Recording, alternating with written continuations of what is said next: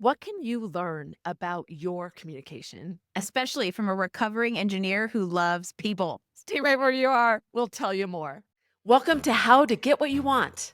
This podcast is for driven women ready to claim their goals and navigate their careers with clarity and confidence. Join me as we explore real stories, tools, and strategies to help you steer your career exactly where you want to go. Let's get started on helping you get what you want. Hey, welcome. I am so glad that you made the choice to be here today to get what you want. And I'm excited because I'm with kind of a new friend, but it's going to be a long term, forever friend. Angie's with me today, and we're going to talk about communication and things that you might really want to consider today. So, welcome. Tell us a little bit about you. Susie, thank you so much for having me. And I agree. This is the beginning of a long friendship because Yeah. we play in such complementary spaces. A little bit about me. You may have heard in the preview. I'm a recovering engineer who loves people, which is why I A, am no longer an engineer, and B, why I love communication and relatability and authenticity so much, and use that to help people live and work more authentically so that we can have really rich lives, but meaningful work at the same time. I love it. I just have to say this. This is what abundance is all about. How can you even be friends with and contribute to somebody that swims in your lane, and it's okay. There's enough for everybody. So I'm excited about this. I got a little chills when you said that because I fully subscribe to the idea of like positivity and you kind of get what you give in this world. And Yeah. 100% agree that we are always better when we collaborate versus when we compete. Yes. All right. So tell us a little bit about what do people believe about communication? Let's start there. I think the first thing, and, not to just start off with a whole dogging on like social media and everything, but I think if Yeah. we're looking at myths that exist in the world today, the biggest one is this idea that you have to posture or that you have to be someone that you're not in order to show up in the world in a way that people either want or expect instead Yeah. of the way that you may naturally appear. I think that's so good because it's very authentic to negotiation because people think they need to be somebody else in order to really ask for something that feels uncomfortable. And I think communication is the same way, whether you're an executive or you're a newer leader and you kind of have to like step into that role, but be you, find you. I think in leadership, especially new leaders, is the classic place to see that kind of misstep because you feel as a new leader as if you need to manage a certain way. You need to manage the Yeah. way that you've been managed, or the way that you haven't been managed, or the way that you see others in the organization leading instead of the way that's kind of natural to you and how you relate to others. And that's getting a little advicey, but just give every, think about, Yeah. do you lead and communicate with a team in a way that feels natural or forced? Does it energize you or is it taking your energy because you're trying to manage them in a way that isn't based on your natural strengths? Yes, and you know what made me think of is the myth around people think there's a book to read to know how to lead, how to communicate, how to be effective, and the truth of the matter is it's a journey. I know that sounds so cliche, but you're always developing your voice and your style and who you are, and when you make that your own, sure, you can pull from different places that are best practices, but that's a myth that people think. Often get like, "What's the book? What book do you suggest?" Or "What do I need to do?" Like, they're afraid to start. That's actually a very good point. And when you get to magic bullets, there is no such thing. Yeah. We all know that. And I think that applies to a lot of different places in life. And while it's cliche to think about the journey, I attest that cliches are cliches for a reason. And it's because most of the time they are actually true, no matter how much we want to disbelieve that fact. But the reason I think that's true when it comes to communication is your perspective is always gaining new information and insight in which to evolve. It may not Yeah. completely change. However, the lens you wear today is going to be different based on an experience or an exposure, and it should, right? If you, unless you're putting yourself in, in an isolated hole of a silo, you should be out getting different perspectives and building the empathy that helps you continually evolve your communication skills and continue along the journey that is the growth of life. You stop learning and you die. It's so interesting to hear you say that because I say it with different words, which I love too, because you never know how it best lands with people is we're always shifting and you're not the same person you were yesterday. And even looking back or journaling about that, who that person was then accelerates your ability to grow where you need to go. And so we're always like this shift in motion. And then the other thing that you said that I just want to draw out a little bit is pay attention to what leadership impacts you in a positive way and make a note of that and take that as a part of your kind of yeah, we're going into tips, but how does that being a great observer of things that have impact of you that you can add to your portfolio? And same as the opposite. If you experience leadership that Mhm. doesn't make you feel good as somebody on the team, don't go do that. That I experienced that early in my career, and I know that framed some of my perspective on these things along with my natural strengths. And I think that that's very common in careers is like things we experience early on kind of impact us, but it's very important to be aware and be observing of those things so that you can see what you believe in and agree with and align with and also what doesn't feel Yeah, natural. totally. And so we're gonna talk about communication, which is also really interesting because I think that when we're a new leader, we don't often zoom in on how do I wanna effectively communicate? What is it going to look like? What does my voice look like on email or IM or like in a meeting? And I mean, we're gonna kind of talk a little bit about that idea, right? Absolutely. It's that goes back to something, Susie, you do really well, which is executive presence and being aware of how you are showing up. And as you're growing into higher levels of leadership, being aware of needing to shed the old so that you don't just continually trying to carry all the bags at once. But no, it's so true of doing all those things in a way that feels authentic to you, but is also effective in your environment. Absolutely. This is an aha I've had with people with executive presence is that the script that they're communicating with is in their head, but instead they need to think about who is that audience in front of them? What's the headline? What are the things they need to know? What are their interests? And get out of your head and just dumping what's there because that is not effective. That's where know your audience is one of the biggest things I think in communications. And obviously, we think about it really easily if we're trying to do marketing communications, but we don't necessarily think about it in everyday human interactions. Uh, Yeah. as you get into leadership in an executive position, it is critical to relate, right? You're always going to Mhm. be you and your authentic self and have those strengths. However, as you become increasingly more emotionally intelligent, you know how to show up and have that authenticity relate Mhm. to the audience because ultimately that's how you're going to get their buy-in and that's how you're going to get them to come on board and how you're going to lead them in the way they need to be led while also still using your strengths and natural disposition as a communicator. Right, because it's all about how do you build that trust with that other person. That's it. All right, so I wanna hear your experience. Give us a story or something we learned from stories. So when we come back, I'm gonna tee that up for you. Hey, Susie here. Thought I'd pop in. I wanted to let you know I've been an executive coach for over a decade. I work with executives and they call me their silent partner because I help them increase their confidence when they're facing really difficult decisions. If you'd like to see if we're a good fit, head over to susietalmanchuck.com and fill out an application. I'd love to hear from you.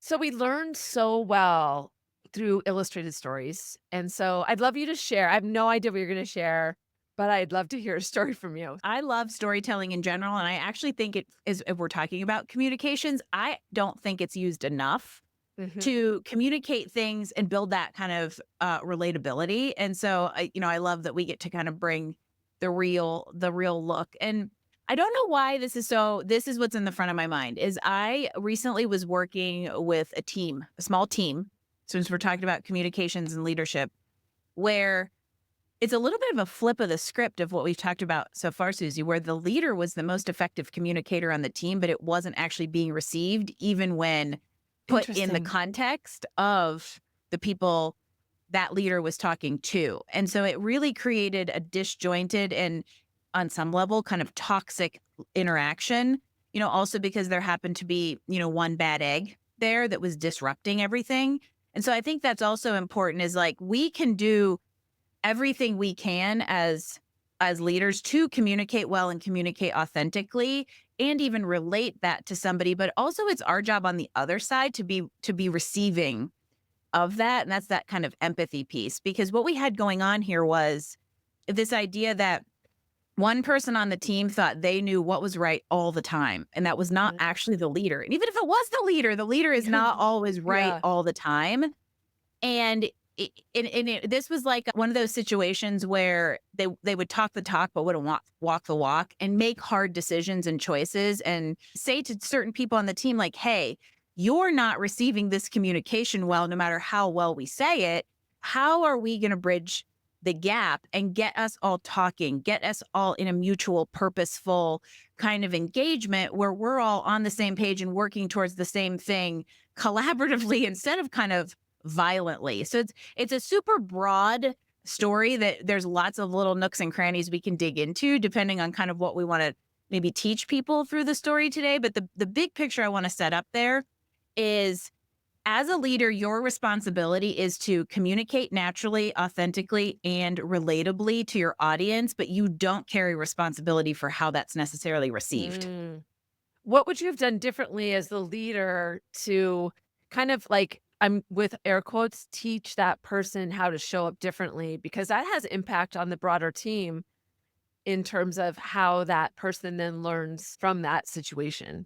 Just to kind of like clarify or give more context, I'm a consultant in this engagement, right? Yeah. So, you're in a way, you're a fly on the wall. You're the observer who can see things really, really well.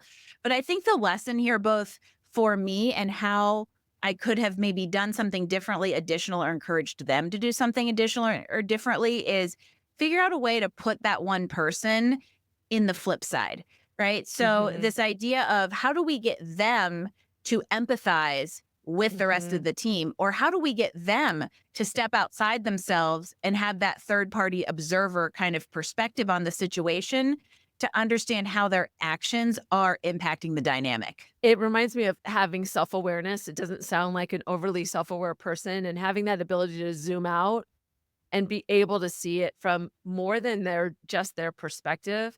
To me, that sounds like a not mature leader that doesn't understand that their impact is not just what they say, but how they say it and how they show up for the collective. Susie, you gave me an aha moment in real time. What I I think is love it. really interesting is it is so important to know your natural strengths as a leader, but it's Mhm. also important to know your natural weaknesses too, so that you can either find people on the team or partners or fellow leaders who fill those, but that so you can also develop professionally through those weaknesses. And this is an example of, this was a small leadership group where one person was so rigid and unwilling to bend that it was having a ripple effect across the board. And that person had the power to make a huge difference in the dynamic had they been willing to admit and change, right? Yeah. There's both things have to happen: admit and recognize, and change and develop and grow through the things they know that they're not good at. And so that's part of the emotional intelligence we talk about and the awareness that we talk about, and not only knowing how you show up, but maybe knowing how you shouldn't show up. So I'm an extrovert. I am not an engineer. I came through communications and business, and you're an engineer. I'm So also an extrovert, so that's oh, also why you're I'm not an extrovert. engineer anymore. Okay, fair. But what are some of those things when communication doesn't come naturally, or if you don't have a good sense of the room, what are some practices? What did you have to do to kind of learn that communication style kind of finesse? Well, and this is an interesting question to ask me because I am extremely extroverted. Like, if I'm exhausted in the morning, as soon as I talk to somebody, I'm like, okay, I'm awake. And most people are like, you're a freak of nature. I'm a freak of nature. However, in my work, I coach so many engineers because I used to be one, and they feel I can relate to them, at least from the technical perspective, that I had to actually do almost the reverse of what we think about with an introvert trying to figure out how to build communication styles or communication skills. I had to figure out how to be relatable as an extrovert who talks a lot, talks loud, to somebody who is a little bit more introverted. And so what I had to do was almost step outside and look at the put and either look at the two of us or put myself in their shoes and say, okay, if I communicated in the way I am observing this person does, how would I want to receive information? Mirroring is just even a communication tool that can be really, really helpful. And if you allow yourself to do that, then you're meeting somebody kind of where they're at Yeah. and keeping yourself and your, your extraness a little bit in control. If we're in this, this kind of Yeah. scenario where it's an extrovert trying to relate to an introvert. So it makes me think of like the way I talk to executives is try to think about the amount of space you're taking up versus the other person and try to keep that even. So if you talk a lot, how do you meter yourself so that it is aligned so it doesn't feel like you're overbearing? And the research and negotiation on extrovert, ambivert, and introvert is that ambiverts are the best negotiators because they know that balance of storytelling, understanding the point, and feeling heard. Extroverts feel like they're being heard because they think they're listening really well, but that doesn't mean that other person feels heard. Absolutely. And what just came to mind here is I am also a very direct communicator. I think I was Mm. born that way. And then I went to engineering school, which teaches you Yeah. kind of to have that very straightforward thinking. And then I worked in, a male dominated environment that even though it's very introvert heavy, they directly communicate. Yeah. So I had absolutely no hope. Side note, being a female direct communicator is not the easiest thing in the professional world. I also think you have to know time and place. So I think I Yeah. love the idea of space, time, and place, and know when to shut the heck up is one thing that if you're a talker, if you're an extrovert, respect the other people and give everyone a chance to be heard. But there's also a time and place to back off the directness. And negotiations are a perfect example of if you want something, it is probably in your best interest to set it up, plant seeds, and water them before just saying, here's the plant. Love it. Anchor your ideas early. I love that so much. It helps the other person to adjust to that concept too. You're Absolutely, yeah, pre-negotiating. and Yeah. and that goes back to the relatability piece, right? Like, Yeah. I know I am naturally a very direct, don't have time to beat around the bush person, but I also know in a situation I need to observe and see how I need to use that to my advantage or temper it in relation to my audience. So good. All right. We're going to get some tips from you that people can start using right away. We've given some nuances. I'm really curious to know what are the three that bubble up for you. So start with the first one, explain it to us, and then give us some examples. I love practical advice, so I appreciate this. First is essentially the nature of our whole conversation, which is be more you and less who you think you needs to be. Nice. And I would also kind of add to that the layer of don't be afraid to get to know that person. And this Yeah. might mean, so here comes 12 tips inside of a tip. This might mean needing to give yourself quiet and disconnect and no phone and meditation and, whatever other mindful things come in so that you can get in touch with who you is so that you can be more of that. Nice. I love that. I'm goofy. I like to be fun. And so when I tried to be serious when I first was in an executive role, it just didn't work for me. And it felt like this person that was just taking over my body to just pretend that I am that person. It's okay to be authentically you and really just own that and don't worry about what do they think of me. Really focus on who do I want to be. Yes. And obviously that can go overboard when you are so unapologetically you just want to offend everyone. Yeah. That's not what we're talking about here because Mhm. that isn't I would venture to say that's not Yes. authentically you, right? That's trying to be on show. But in the day and age of social media, there is so much of this who I need to show up as thing instead Yeah. of just being you. And Susie, I was laughing when you were talking about like I take what I do very seriously. I take relationships very seriously. I am not very serious. And so, Yeah. if you follow me on LinkedIn, you can see all of the life antics that we're involved in. And I am known for, thanks, Dad, the math teacher, some ridiculous dad jokes from time to time. And that's just who I am. And if I tried to subdue that, I would feel caged. Yeah. So don't do that to yourself. Yeah. I love that. All right. What's your second tip? My second one is just as much as I encourage you to get to know you, get to know other people and build the empathy that we talked about that helps you continually feed the meter of your perspective and your lens on life. We are also very easily put into confirmation bias and silos, and it's very easy to surround yourself with people who look and think like you, and it's the worst thing that you can do for your personal development, for your career development, and for the world. So make sure you surround yourself with different people to learn from or think about the other person when you're communicating. I would say both. And Okay. the bigger tip is step out of your silo and seek Mhm. out different perspectives, because it will help you do the second part. It will help you understand and be more relatable when you're talking to somebody from a different culture or a different part of the country, or a different career background, Yeah. even, or a different level. If you're an executive, and all you ever do is sit around a boardroom, you're out of touch. Don't be out of Yeah. touch. Don't be out of touch. I love that. So what comes to mind for me is I went to Harvard for a negotiation training, and they said when you go into any scenario and you consider the interests of the other party for 30 seconds, you will measurably increase your results. So I love that idea of that's kind of a bonus to this is how can you get on their side of the table so that you can consider them when you're communicating, what words you use, what's important to them. Social awareness is a hot commodity, everybody. Bonus, bonus. Yeah, Absolutely. exactly. All right, what's your 3rd tip?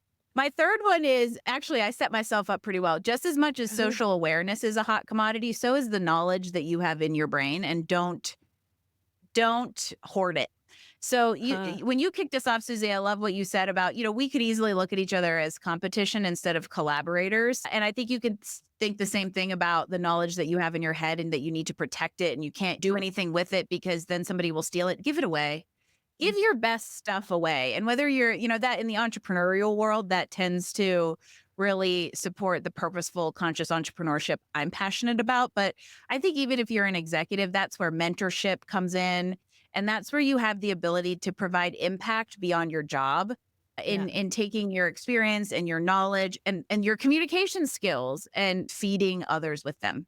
Oh, I love that so much, and it is hard to do because it does seem counterintuitive, but if you are holding back, because I remember I didn't get along with one of my colleagues, we didn't have a great relationship, I felt like he was stealing my ideas because he would, and so when he was in a meeting, I would be reserved and I didn't like to share. So check yourself and change that if you can, because you should be open.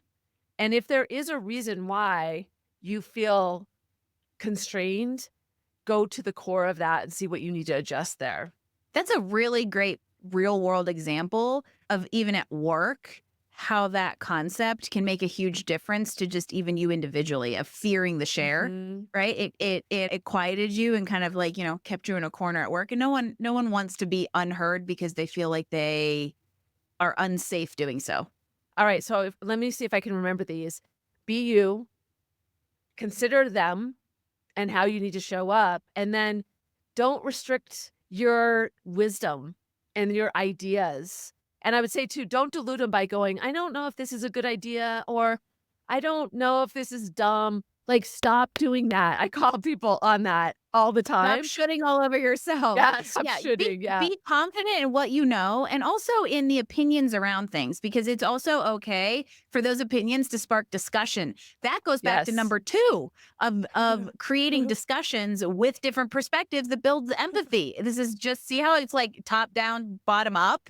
People are gonna have to listen to this episode, like, 5 times to get all the nuances and tips because 'cause we've just, like, landed 25. We are. The collective, but not individually. Our collective.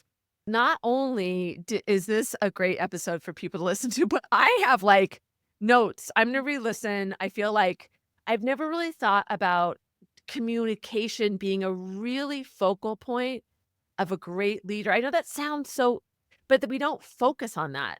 Even you, as somebody who does this professionally, isn't it ironic to think about how, in a way, you could even think it about the opposite. We get so caught up in, what do I need to do as a leader, Yes. instead of who do I need to be, or how do I need to show up as a leader? And I think Yes.